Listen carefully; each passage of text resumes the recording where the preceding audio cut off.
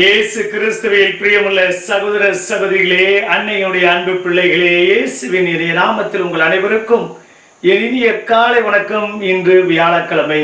இன்றைய நாள் இனிய நாளாக ஆஸ்வதிக்கப்பட்ட நாளாக அமையட்டும். நீங்க எல்லாரும் நல்லா இருக்கணும். பிரியமான சகோதர சகோதரிகளே, அழைக்கப்பட்டவர்கள் தகுதியற்று போனார்கள். தகுதியற்றவர்களை ஆண்டவர் அழைக்கின்றார். பிரியமான சகோதர சகோதரிகளே, முல்லா வாழ்ந்த ஊரில் ஒரு பெரிய பணக்காரர் இருந்தார். அவருடைய வீட்டு விசேஷத்திற்காக ஊரில் இருக்கக்கூடிய அத்தனை பேருக்கும் விருந்து ஏற்பாடு செய்தார்.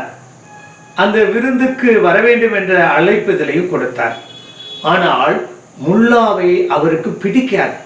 ஆகையால் முல்லாவை அவமானப்படுத்த வேண்டும் என்பதற்காகவே முல்லாவுக்கு மட்டும் கொடுக்காமல் அத்தனை பேருக்கு கொடுத்தார். இதை அறிந்த முல்லா அந்த விருந்திற்கு சென்றார். ஏதோ முல்லா சாப்பிட்டுக் கொண்டிருக்கின்ற போது அந்த பணக்காரர் முல்லாவை அவமானப்படுத்த வேண்டும் என்பதற்காக, அசிங்கப்படுத்த வேண்டும் என்பதற்காக, நான் தான் உனக்கு அழைப்புதலை வைக்கவில்லையே, நீ எதற்காக வந்தாய் என்று கேட்டாராம். முல்லா கூறினாராம், நீ நாகரீகமற்றவர். இந்த ஊர்ல இருக்கிறவங்க எல்லாருக்கும் கொடுத்த, ஆனா நீ கொடுக்காமலே நான் உன்னுடைய விருந்துல வந்து பங்கேற்கின்றேன் என்றால் என்னுடைய அந்த பெருந்தன்மையை பார்த்து நீ பாராட்ட வேண்டும் என்று கூறினாராம். பிரியமான சகோதர சகோதரிகளே, இன்றைய நாளில் இதோ அழைக்கப்பட்டவர்கள் தகுதியற்று போனார்கள். ஒருவர் கூறுகிறார், நான் வயல்வெளிக்கு செல்கிறேன், கடைக்கு செல்கின்றேன். மற்றவர்கள் வந்தவனை பிடித்து அடித்து கொலை செய்கிறார்கள்.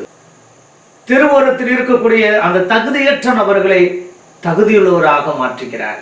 அதிலேயும் கூட ஒரு நபர் சோம்பேறித்தனமாக திருமண உடை அணியாமல் வருகிறார். பிரியமான சகோதர சகோதரிகளே, அந்த தகுதியற்ற நபர்களை தகுதியுள்ளவராக மாற்றினாலும் கூட அதில் ஒருவன் தகுதியற்று போயிருக்கின்றார். அவனுக்கு கிடைத்தது அந்த நரக வேதனை. பிரியமான சகோதர சகோதரிகளே, நிறைய நேரங்களில் ஆண்டவர் நமக்கு எத்தனையோ கொடைகளை கொடுத்திருக்கின்றார், ஆசீர்வாதங்களை கொடுத்திருக்கின்றார். அவர் நம்மிடமிருந்து எதிர்பார்க்கின்ற போது அதை நிச்சயமாக கண்டிப்பாக நாம் அவருடைய அழைப்புக்கு செவிமடுக்க வேண்டும். ஆனால் நிறைய நேரங்களில் நாம் செவிமடுப்பது இல்லை. ஏதாவது ஒரு சாக்கு போக்கு சொல்கிறோம். சிறப்பான விதத்தில் அவருடைய விருந்து இன்று என்ன? திருப்பலி தான் நமக்கு திருவிருந்து. பிரியமானவர்களே, இன்று எத்தனை நபர்கள் ஞாயிற்றுக்கிழமை கடன் திருப்பலிக்கு தவறாமல் வருகிறோம். அந்த திருமணத்தில் அழைக்கப்பட்டவர்களைப் போலத்தான், அந்த திருமண விருந்திற்கு அழைக்கப்பட்டவர்களைப் போலத்தான் நாமும் சாக்கு போக்கு சொல்கிறோம்.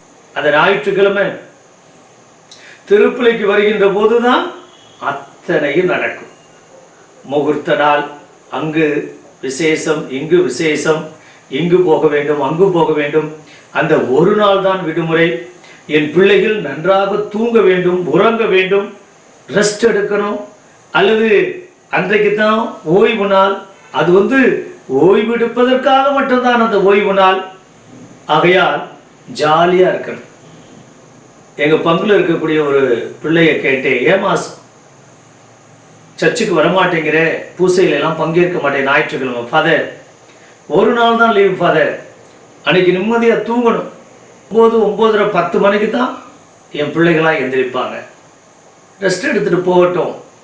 பிரியமான சகோதர சகோதரிகளே, ஓய்வு நாளை அனுசரிக்க வேண்டும். அந்த இறை விருந்துல, திருவிருந்துல பங்கேற்று தகுதியற்ற நம்மை ஆண்டவர் தகுதியுள்ளவராக மாற்றுகிறார். நாம் அந்த ஒதுக்கப்பட்ட மக்களைப் போல, ஓரங்கட்டப்பட்ட மக்களைப் போல நாம் தேர்ந்தெடுக்கப்பட்ட மக்களாக இல்லை என்றாலும் ஆண்டவர் நம் ஒவ்வொருவரையும் தேர்வு செய்து இந்த திருவிருந்து வழியாக நம்மை ஆசீர்வதிக்கின்றார். இந்த திருவிருந்துல பங்கேற்கின்ற போது நாம் எப்படிப்பட்ட மனநிலையோடு பங்கேற்கிறோம்? உடலளவில் இருக்கின்றோம், ஆனால் மனதளவில் எங்கே செல்கிறோம்? அவை அத்தனையும் கேள்விக்குறியாக இருக்கின்றது.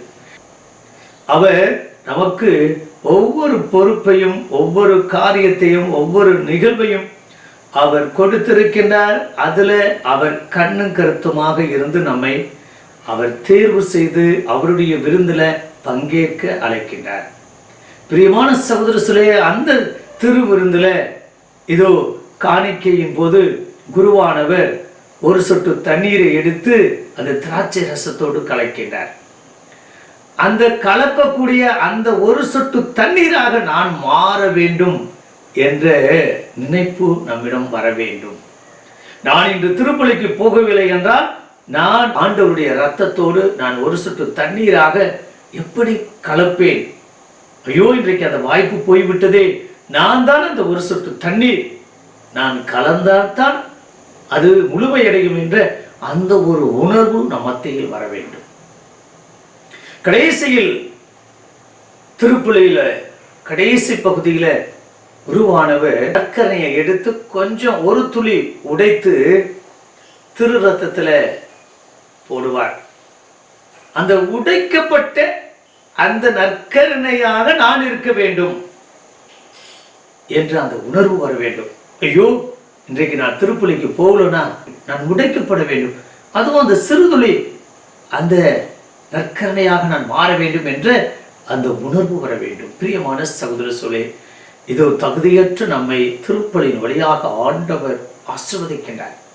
நம்முடைய பலவீனமாக இருக்கலாம், குறையாக இருக்கலாம், பாவமாக இருக்கலாம், குற்றம் புரியக்கூடிய நபராக இருக்கலாம், அடிமைத்தனத்திலே கூட வாழலாம். ஆனால் அத்தனையும் தாண்டி நாம் சிறந்தவர்களாக, இதோ நாம் தேர்ந்தெடுக்கப்பட்ட மக்களாக ஒருபோதும் ஆண்டவர் நம்மேல் கோபம் கொள்ளாது, புறந்தல்லாது, அல்லது அந்த ஆண்டவருடைய அழைப்பை புறக்கணிக்காத மக்களாய் என்று வாழ இணைந்து ஜெபிப்போமா? பரலோக தந்தை இறைவா, இந்த அருமையான இனிமையான நாளுக்காக உமக்கு நன்றி. அப்பா, தேர்வு செய்யப்பட்ட மக்களாய் நாங்கள் என்றும் வாழ வேண்டும். நீர் எங்களுக்கு அப்படிப்பட்ட ஒரு ஆசீர்வாதத்தை கொடுத்திருக்கிறேன். இதோ இந்த திருவிருந்தில் நாங்கள் ஒவ்வொரு நாளும் ஒவ்வொரு முறையும் வாய்ப்பு கிடைக்கின்ற போதெல்லாம், திருப்பலியில பங்கேற்கின்ற போதெல்லாம் உம்முடைய விருந்தில் நாங்கள் பங்கேற்று தகுதியற்ற எங்களை நீ தகுதியுள்ளவராக மாற்றுகிறேன். நன்றி இயேசப்பா. தொடர்ந்து அப்படிப்பட்ட நபர்களாக உடைக்கப்பட்ட அந்த நற்கருணை மக்களாக என்று வாழ கிருபை தரும்படி எங்கள் ஆண்டவராகிய இயேசு கிறிஸ்துவின் இனிய நாமத்தில் ஜெபிக்கிறோம் நல்ல பிதாவே. ஆமென்.